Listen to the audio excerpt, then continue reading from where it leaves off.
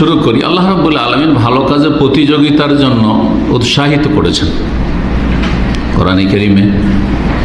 ভালো কাজ, যে কোনো ভালো কাজ, আল্লাহ রাব্বুল আলামিন হকের ক্ষেত্রে হোক, মানুষের হকের ক্ষেত্রে হোক, যে কোনো ভালো কাজে প্রতিযোগিতার জন্য আল্লাহ রাব্বুল নির্দেশ দিয়েছেন। এবং ভালো মানুষরা যুগে যুগে আম্বিয়া রসুলগণ এবং তাদের উম্মতের যারা নেক ব্যক্তি, তারা সবাই ভালো কাজে প্রতিযোগিতা করেছে।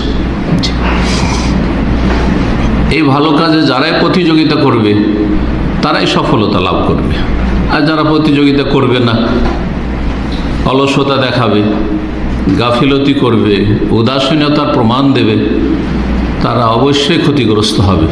ওয়াল আসরি ইন্নাল ইনসানা লাফি খুসর, মানুষ ক্ষতিগ্রস্ত, এরাই ক্ষতিগ্রস্ত।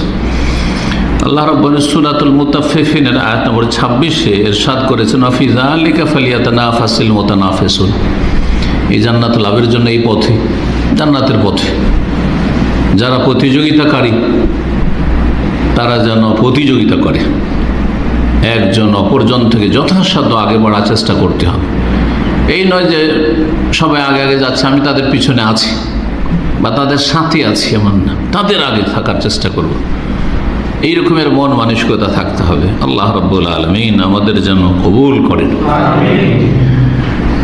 আমি সংক্ষেপে হইল 10টি পয়েন্ট আপনাদের সামনে পেশ করব রমজানের অভ্যর্থনা সম্পর্কে। প্রথম যে কাজটি, সেটা হচ্ছে আল্লাহ রাব্বুল আলামিনের কাছে দোয়া করা, যে যেন তিনি আমাদেরকে রমজান পর্যন্ত সহি সালামতে পৌঁছিয়ে দেন।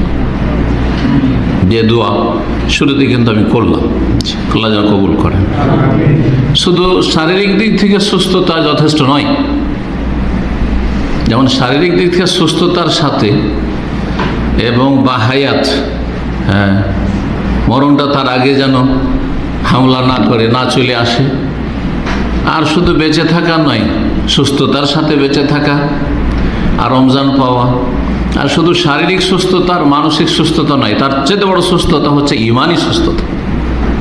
ইমানি সুস্থতা যদি না থাকে, ইমান ইসলামের ক্ষেত্রে, দিন পালনের ক্ষেত্রে যদি রোগী হয়, তাহলে শরীর সুস্থ থেকে কোনো লাভ নেই।